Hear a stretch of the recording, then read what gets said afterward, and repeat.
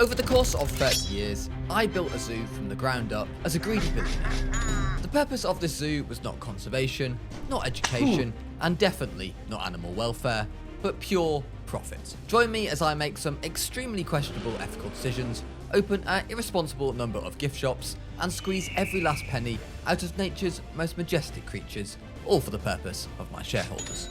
So grab your popcorn, lock away the inspections, and hit that like button, and let's see how far unchecked capitalism and mildly stressed animals can take us. Welcome to my Billionaire Zoo. And to tell you all how it went wrong, we have to go back to the very beginning, on day 1. I began by placing down a pathway for my guests to arrive and walk down, before starting work on the first enclosure. We only had a starting budget of $40,000, so I obviously couldn't afford to make it too big, but as I looked in at my small wooden pen that I'd made, I wasn't pretty happy with my first work. Before I could purchase my first animal for my zoo, however, I would need to place down a trade centre, so I did just that. I decided that a good starter animal would be a giant tortoise, so I adopted 2 of them. A double dragon and double Chico. Apparently though, I needed a vet to deliver the new adoptions, so I hired my first member of staff, called Edith. Edith then left for the trade centre and emerged with a giant tortoise in a box, which apparently was completely legal, so I had no complaints. Inside the mighty wooden fences of my new enclosure came my giant tortoise, and because I needed to satisfy my guests, I set about making sure the enclosure was fit for purpose, so that the animal rights activists weren't about to rock up on day 1 of our opening. Soon though, a nice amount of guests began to watch my tortoises admiringly, and so I treated them to some benches and a bin. But most importantly, I treated them to a donation box, because I am actually a very charitable person and believe thoroughly in charity. Mainly when it's coming my way. And it indeed was coming my way, as my guests loved my tortoises, and soon I was raking it in via the donation bin. I added an education board telling guests all about my tortoises, and they seemed to love it, meaning that everything was going well. Unfortunately though, some of my guests were a little upset with a lack of amenities, so I began to build a concourse of thoughts. I placed down some toilets, as well as some food and drink shops, which I hoped were about to turn over a juicy profit, all to me of course. I added some aesthetic decorations to the concourse, and then added some enrichment for my tortoises. It might look like I am a caring zoo manager here, and indeed to the guests it probably did look like that. But I knew that the more the happy my animals looked, the more donations would come in, and that was very important to me. But first, I have something very interesting to tell you about, as this video is sponsored by Raid Shadow Legends, who have just launched an insane collaboration with none other than Assassin's Creed. This brand new limited time event gives iconic assassins from the Assassin's Creed franchise. Ezio, Edward Kenway, Bayek, Basim and Cassandra are now live in Raid, and players can get Ezio for free by simply logging into the game for 7 days. Once you have downloaded Raid by scanning the QR code on screen or using the link in the description, you can then prepare to take on the brand new event champion, Pontiff August. This religious zealot has discovered a piece of Eden in Teleria and is using it for its own gain. Residing in the event dungeon, if you can successfully defeat him, you will gain some limited time chronogave gear, as well as gear from other valuable sets. And the rewards don't stop there, as if you can successfully unlock all 6 Assassin's Creed champions, during the event you will earn an exclusive bonus reward. By clicking the link in the description or scanning the QR code on screen and downloading Raid exclusively through my link, you will get 2 legendary champions and 2 free epic champions also. Instantly unlock a huge starter pack featuring epic grizzled Jarl, who is a lot stronger than he looks. Once you reach level 15, you will then unlock Epic Hugo, who is one of the most valuable champions in Raid. New players can pick 1 out of 6 promo codes for a free legendary champion of their choice. These codes are Tree Hugger, Get Alice, Kitty Cut, Desert Queen, Monkey King, and UD King. I would recommend using the code UD King to get yourself an ultimate Death Knight, as this thing is an absolute beast, similar to an Indominus Rex. These champions are only available using my link, and will be available 48 hours after download. And don't forget you can also get Ezio for free by logging into Raid for 7 days. Once you have downloaded Raid, also make sure to come on over and join the Rampy army clan while spaces still remain, and I'll see you hopefully on the battlefield. So download Raid Shadow Legends using my link in the description or QR code on screen, and thank you so much to Raid for sponsoring this video and continuing to support the channel. But all this money being brought in was making me nervous, and so it was time to hire a security guard. This moody looking woman is Karen, and the entire fate of our cash points now rest in Karen's hands. I also decided to hire a keeper, as I had no idea how to look after the animals myself, and so I designated that role to Lucas, our designated animal keeper. It didn't take long though until all my staff were moaning that they didn't have the adequate facilities to do their jobs, so I had to place all that down, including a keeper hut and a vet clinic, which cost me far too much money than I would have liked, and I was already getting a little bit worried about the state of our balance. Even though the donations had dried up a little bit, inspecting our finances, I was relieved to see that we were apparently turning over a profit and were looking to be on strong financial grounds, which I'm sure our future shareholders will absolutely love. It did turn out though that these tortoises were pretty needy, and they were soon very upset at the lack of hard shelter, so I did my very best to fix that. I placed down some wooden shelters for them and was relieved to see that I had finally fulfilled that need, which would hopefully lead to more and more donations, which is exactly what it did. But the very next day, there was trouble in paradise, as the dreaded inspector had arrived. Despite all my attempts to put off this visit, my checks and baskets of cheese had seemingly been ignored, and a very fierce-looking woman had now entered my zoo. I immediately went into full panic mode, moving benches and placing down more bins, but no sooner had she arrived, and she was already off again. Perhaps she had forgotten her umbrella, as it was now raining a lot, but I was relieved to see she was gone, and clearly we must have passed all the inspections. Well, that is what I thought anyway. As a couple of days later, the peasants rocked up with pitchforks, or rather signs of animals on them. The funny thing is that, partly due to the fact that I had no idea how to actually run a zoo, I had no idea what these protesters were actually complaining about, so I just left them to it. Sure, the tortoises could have probably done with a bit more space, but at least our zoo had some new lighting in it. And when I checked up on our donation box, my worries continued to subside. By now though, Big Lucas had finally got in touch with me to let me know the reason that the protesters were here, and it is because I'd accidentally let their water go filthy, and it was on 3% cleanliness. A very easy mistake to make, I thought, but reluctantly I obliged and splashed the cash on some water treatment plants, which I was told would fix this issue. Our total profits had now reached over $6,000, which was pretty solid work, but we wanted to go so much bigger. And it was very much time to expand our zoo and add in some more creatures, so I began work on a second enclosure. This enclosure was going to be something special. It had a waterfall and a path leading up to the top, which would give guests a bird's eye view for whatever species I decided to put down here. I was just starting to get excited when suddenly I received a fine for a gap in a habitat wall. Somehow one of the walls the tortoises exhibit had disappeared. Not quite sure how this had happened, but it did, so I immediately got Lucas to fix this. Thankfully these tortoises were not too dangerous and far too slow to go far, so this issue could have been a lot worse. Back to our second exhibit though, I had now decided to adopt some red pandas, because who doesn't love a red panda? I added some equipment for them to climb on and also up the fence height a little bit because of course I didn't want them escaping.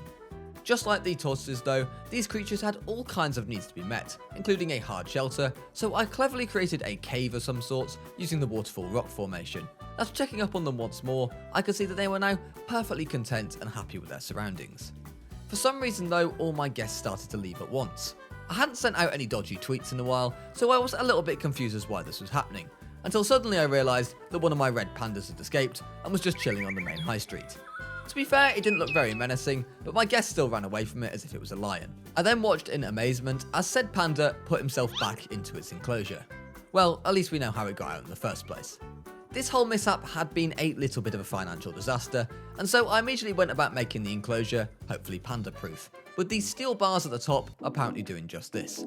Happy now with what I had built, I set about coming up with a financial master plan to boost my zoo's profits. I placed down a donation box and educating booth, as well as a stage, before hiring an educator who was called Jody. We had some small teething issues, as I had a bit of a strop at having to pay this man a wage he could feasibly live on, but after eventually settling on the bare minimum, I let him get to work. You're sitting there going, that's exploitative, why'd you give her so little? So little? I'm the genius behind it. I'm the tech. I'm the emotional support. To bring in even more money, it was time to place down an amenity, so I gave all my guests this opportunity to enjoy my educator with a cosmic cow milkshake. I placed a couple of benches down and enjoyed watching my red pandas in action. Despite their previous escape attempts, these guys were far more interesting to watch than the tortoises and had become my favourite animal in the zoo. I placed down some bushes just to make sure our pathway up to the educating booth was a little bit more appealing, and then watched as Jody was about to begin the biggest talk of his life. If he didn't bring in the donations, his car was about to be found at the edge of a cliff. But Jody was on absolute fire, and all the guests seemed to be loving his talk. In fact, there was not a single spare seat in the house, as the guests chose to stand and listen to every word that Jody had to say. While he handled the talk, I handled the enrichment for our red pandas. who needed a little bit more toys added to their enclosure to keep themselves entertained. I had a quick look at the finances and was pleased to see that we were still running at a profit, but this was still chump change to me, and we were clearly in need of some bigger attractions to bring in the cash. As Jodie's talk finished, I examined the 2 donation boxes and was slightly surprised to see that the box near Jodie's talk had less money in it than the one on the ramp on the way up. I did want to fire Jodie on the spot, but was advised by my legal team that this would be very bad PR for the zoo, so reluctantly I kept him for now. However, the milkshakes were very much bringing all the boys to the yard, and these guests absolutely loved them. I wasn't quite sure about the health and safety of this cliff edge though, I have to say, but as long as no one sues me, I couldn't really care less.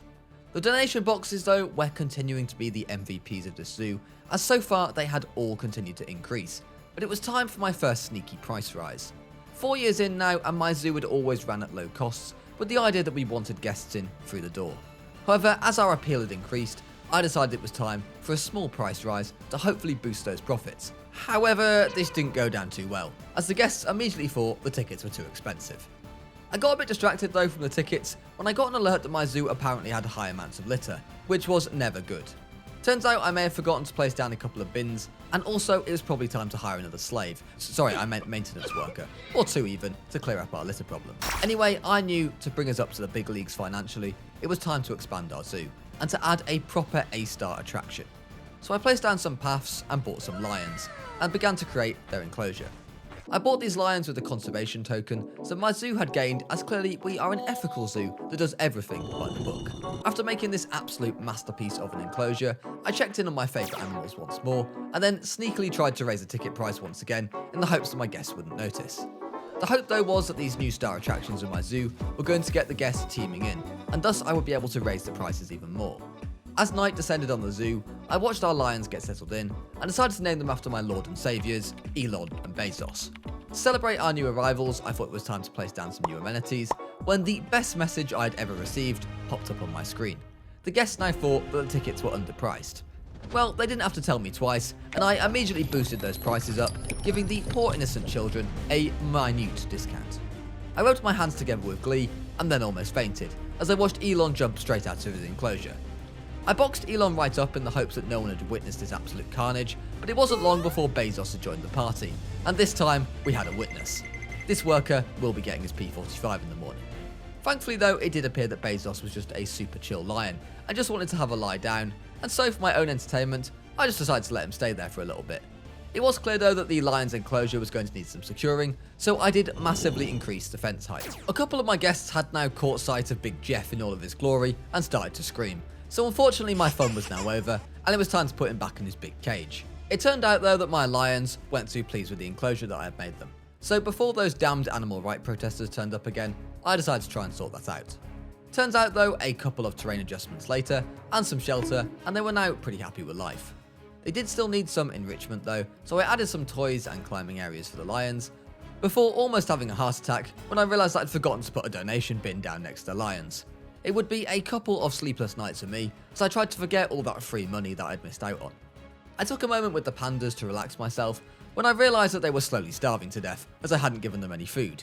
Easy mistake to make, and no harm was done in the end, but I was rather angry later that day to hear that Lucas was complaining about a high workload. He really needed to try being a CEO billionaire for the day, so I decided to treat him to a harsh but fair lesson, and docked his pay. That'll teach him. The queues for a view of our red pandas plus precious milkshakes were reaching an all-time high, and then I placed down an ATM, which would allow guests to give me more of their money. We had a lot more guests in through the gate now, so I decided it was time to place down some more amenities. My decision was immediately vindicated, as soon after being placed down, they began to bring in the big bucks, and I knew that these new additions would have no issues running at a profit. The new lions though were a massive hit with the guests, although some of them still liked to complain. This lovely man told us that there wasn't much to do here, so I decided to give him another ATM to have a play with. I did have to hold my hands up though, that I may have forgotten to place down any bins near the lion enclosure, which means that the zoo once again was getting a bit dirty, so I went on a big bin placing spree to hopefully deal with that issue. The tortoises were still loving life and bringing in some money, but ultimately I wanted to go all in now on some bigger attractions, so began to make a stage near the lions. The plan was simple: place down an animal talking area, place down some seating near the lions, and then place down the donation bins, and hope for the money to roll on in. I did have a bit of an issue powering the sound system at first, and Big Jody was a little bit busy doing another talk on the red pandas for now, so I left him to do that and saw that the milkshake hut was raking it in. So I did the unthinkable and gave the person running it a pay rise. Employer of the year, right there, ladies and gentlemen. I then realised that I could send off my staff, including vendors, for training. Apparently they would come back a better salesman, and I liked the sounds of that, so I spent a little bit of my hard-earned money on their training.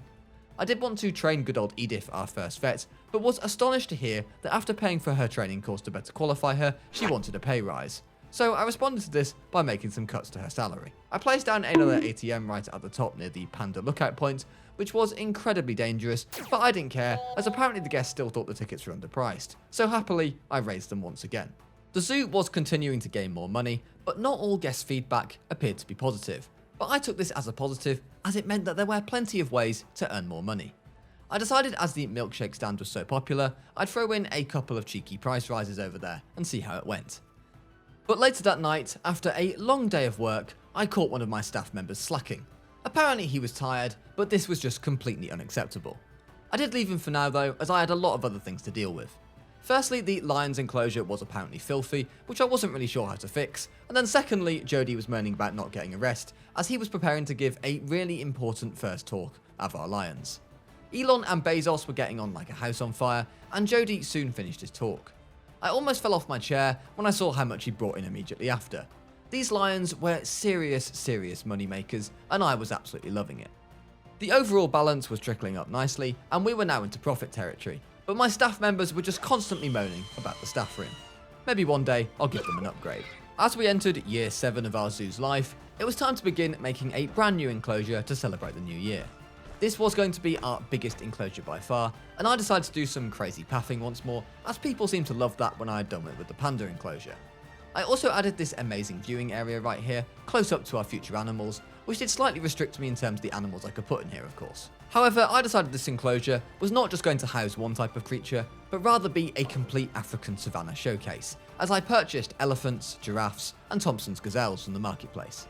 While I waited for them all to be delivered, I checked up on my pandas who were loving life and looking very cute, but I was pulled away for an emergency as one of our ATMs was in a prime real estate position of next to the Shake Shack had now broken down, and thus repairing it was a real matter of importance. Of course, I also took this moment to up the price to withdraw money, as it was just simply far too cheap for these guests. But back with our new exhibits that had now been in the makings for 6 months, from a tiny box, out came a huge elephant, followed by a giraffe.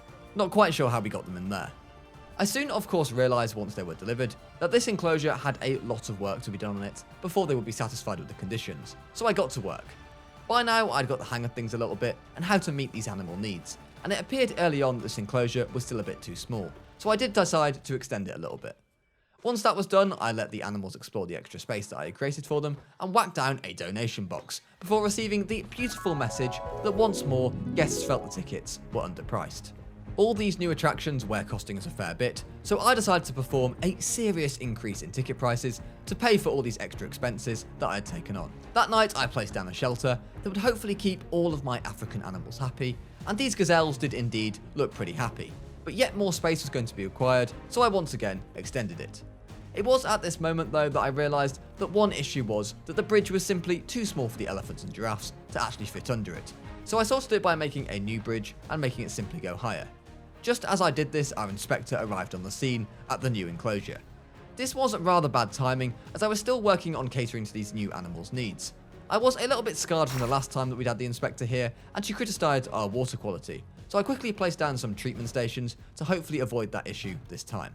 I took some stress time out with our favourite red pandas, and I was slightly concerned that our pandas may be plotting another escape when I found some holes in the fences, so immediately called in a mechanic to deal with that. As our balance had now increased a lot, I decided to reward our staff with a larger staff room, mainly as I kept receiving angry emails from them about the current one. I then tried my hand at one of my most ambitious projects, a monorail, which would allow my guests to get an aerial view of the whole zoo.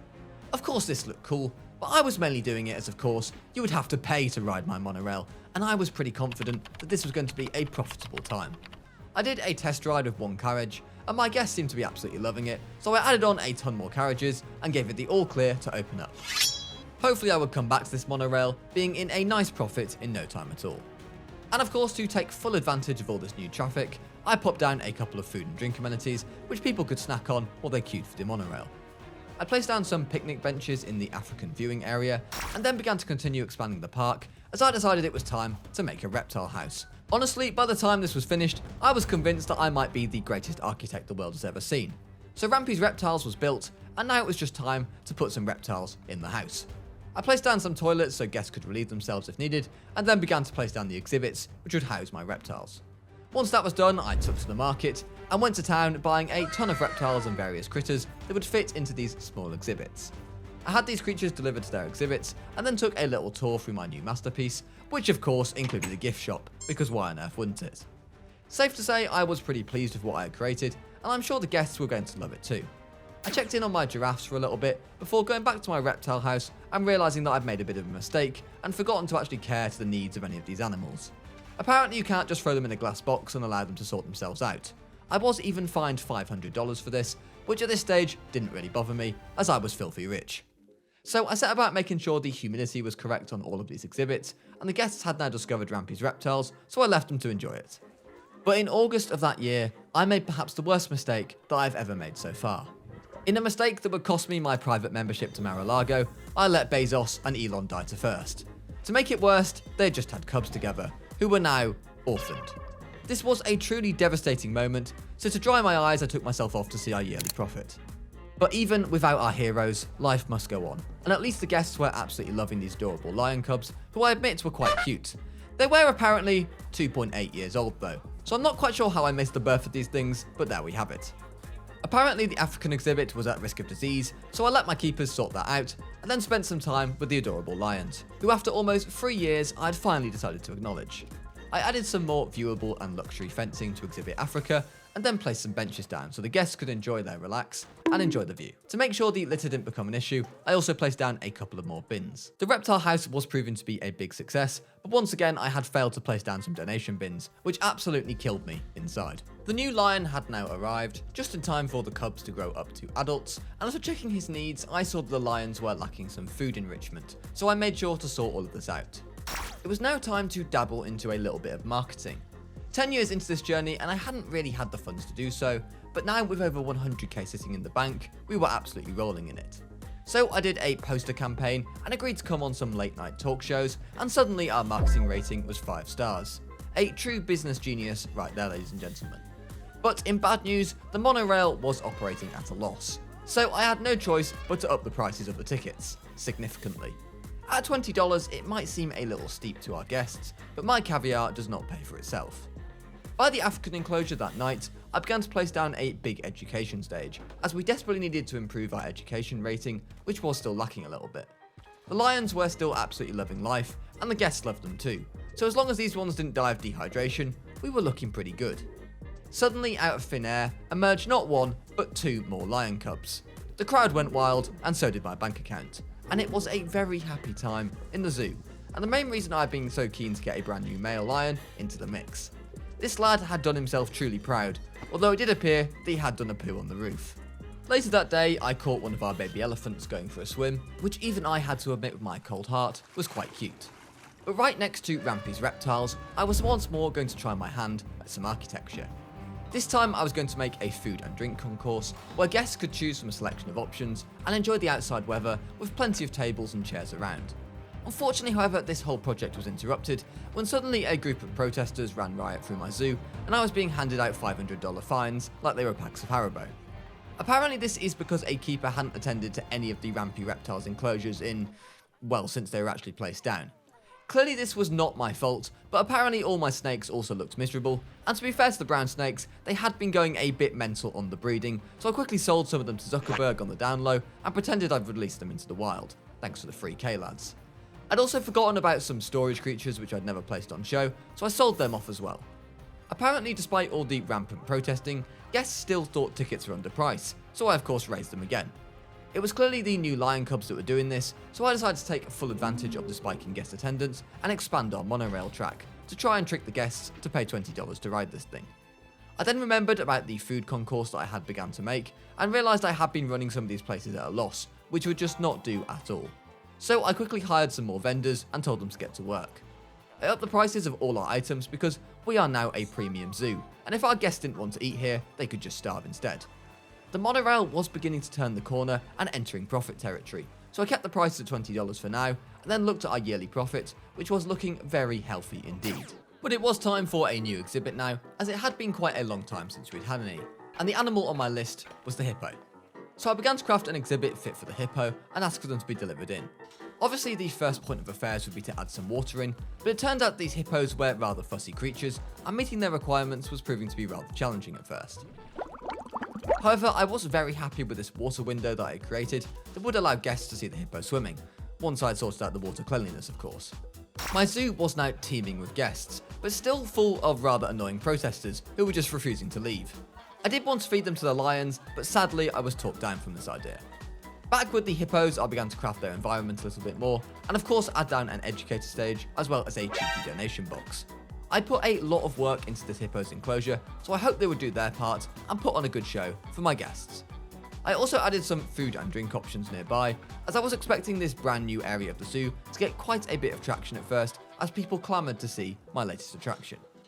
Unfortunately, in year 13, one of my Thompson's gazelles just dropped dead in very dramatic fashion, so I immediately went and replaced it right away. Sorry, Herbie. In fact, I actually went and adopted 3 more of these things, going on a bit of a mad spree. This was the year though that the monorail went into a lovely juicy profit, and I was all over this, so much so that I raised the prices again. And that price rise was so nice that I had to do it twice, and I upped the main gate price as well. With almost 200k in the bank now, I realised our red pandas had been very busy, and were a little overpopulated, so I had to deal with those, before buying some zebras for the African enclosure. In fact, to be fair, all our animals did seem to be pretty happy here, with the hippos and zebras settling in really well to their new enclosures. I did end up releasing a young 3-year-old lion to the wild, as he was an outsider to the current group, but I was rewarded with some conservation points for doing this. To stop the lions from fighting and killing one another, I also moved this other lion to the trade centre, and I would deal with him at a later date. The hippos had been busy, and we now had a baby hippo, who was getting on very nicely with our keepers. As our guest numbers continued to swarm, I placed down some new stages for animal talks, and also added some scenery around the benches. I decided that these 2 things alone were worthy of another price rise in the tickets. As my previous high pathways had produced such great results, I decided to try my luck again, although this time, as it did go over the lion enclosure, there was a slight argument that this one was a bit more dangerous. I checked in on our zebras before being told that the guests once again thought the tickets were underpriced. I honestly could barely keep up with these people at this point. After the success of my monorail though, and how much I was able to charge people to use it, I decided to try my hand at another mode of transport. This time, it was the steam train. I created a long and windy track going all around the zoo, and then placed some stairs leading up to the train platform. I placed down a separate train station where guests could get on and depart, and was left very happy with all my work. Now all was to be done was to decide how much it would cost to ride my train, and I settled on $30. An absolute bargain for a ride that barely lasts 30 seconds. As night fell, not even dusk could put off our loyal zoo visitors, as crowds swarmed to listen to educational talks. The next day I decided it was time for yet another new attraction. We already had lions, so it was time to add some tigers. I began to craft an enclosure suitable, shrinking the ground a little bit inside to deal with any escape attempts, and then created a lovely viewing platform where our guests would be able to view the tigers from. I made sure the tigers were comfy in their enclosure with clean water and trees surrounding them, and then added some donation bins and an educator stand on our viewing platform, along with some stands to sit for people to watch the show from. Of course, all this footfall was going to need some amenities, so I made sure to add that in also. I placed down a load of rubbish bins all over the zoo, and then saw our yearly profit was at over 70k. And at this point, every single year it seemed to be doing better than the last, and we were making some great progress towards our goal of world domination. I decided to expand my floating path network, which had become a real hit with the guests, and then added a steam train station right by the tigers, to make sure they had plenty of visitors. And the donations had begun to roll in for our new attractions, as our balance was now approaching $500,000. The lions were continuing to breed like crazy, and thus I had to rehome and rewild a couple of them, but the guests were still loving the zoo, so I upped the ticket prices once again. But we weren't quite done yet here. We may have had the big cats and the elephants and the giraffes, but we were yet to house any monkeys, so I decided my next animal was going to be some chimpanzees. I immediately got started on their enclosure and elevated some terrain, and then placed some high fences around it, and making sure to take all the necessary safety precautions so that our monkeys wouldn't be able to simply climb out. Once I was happy with our layout, I asked the monkeys to be delivered, and then I placed down some stages ready for our future education booth and donation box combo, that I was now doing for every single enclosure. The chimpanzees had been delivered to their barren box in an enclosure, so I immediately got to work on crafting up an expert enclosure for them, full of climbing equipment, trees, and various other things to keep them entertained, and by the end of it, I thought they looked pretty happy. The next year though, I wasn't really sure what had happened to my zoo, but it had completely been overrun by protesters. To be completely honest, running this zoo had become quite overwhelming, and I wasn't actually sure what they were protesting about, as to be honest there was probably about a million things they could be doing it about, so I just let them get on with it. However, when I had a look at the finances, there was no doubt that they had dropped a little bit from last year, and something was surely amiss here. And then I found it. Big Anton, the white Siberian tiger, had taken himself out to get some french fries and pizzas apparently. Not quite sure how long Anton had been on the loose for, but the fact there weren't any guests near him probably wasn't a great sign. I had been chilling in the Maldives for the past couple of years, so there was a decent chance he had been on the loose since then. Oh well, a couple of peasants down, and no harm was really done. I caught up with the protesters, who seemed to have arrived at Rampy's reptile house, but every time I fixed one issue, they just went on to the next one. Eventually though, I did manage to satisfy most of their needs, and life returned to a sort of normality at Rampy's Paradise Zoo. I even put down this big billboard, as I've realised the power of sponsorship and getting companies to pay to advertise in my zoo. Finances had now returned to normal, and with almost 700k in the bank, I decided to make yet another mode of transport, the adventure train. Quite how this was different to the monorail or the steam train, I'm not sure, but I went on a little test ride with the guests. Dead animals from millions of years ago. Fuel my internal combustion engine. And they seemed to love it, so I opened it up and charged some extortionate prices. Our tortoises had been a little busy, which is probably what happens when you completely forget about them, so I sent some of them back into the wild, and then I did the same with our scorpions, who I'd also forgotten about, and now there were 17 of them in one small exhibit. Whoops. I opened another amenities outside Rampy's reptiles, and then checked in on our baby hippos, who were looking very cute. The new amenity, which I had just opened, was already bringing in the big bucks, and as were these brand new chimpanzees, who were proving to be very popular with our guests, as they listened to Big Jory talk about them endlessly. The next year, we ticked over into $1 million in the bank. We'd come a long way since we'd started this zoo, and despite all my poor ethical decisions, we had turned this into a very successful business. But this was pretty exhausting work, and when Raid Shadow Legends came in with an offer to buy my zoo for $1 billion, I snapped their hand off. So make sure to go and support the folks at Raid by downloading the game with the link in the description below, so they continue to support our work over here in the future. Thank you all so much for watching my Greedy Billionaire Zoo video. I hope you have all enjoyed, and if you do, make sure to leave a like on the video, and of course subscribe if you are new around here. I'll see you all in a few weeks' time as we simulate our way through prehistoric Europe. Goodbye for now.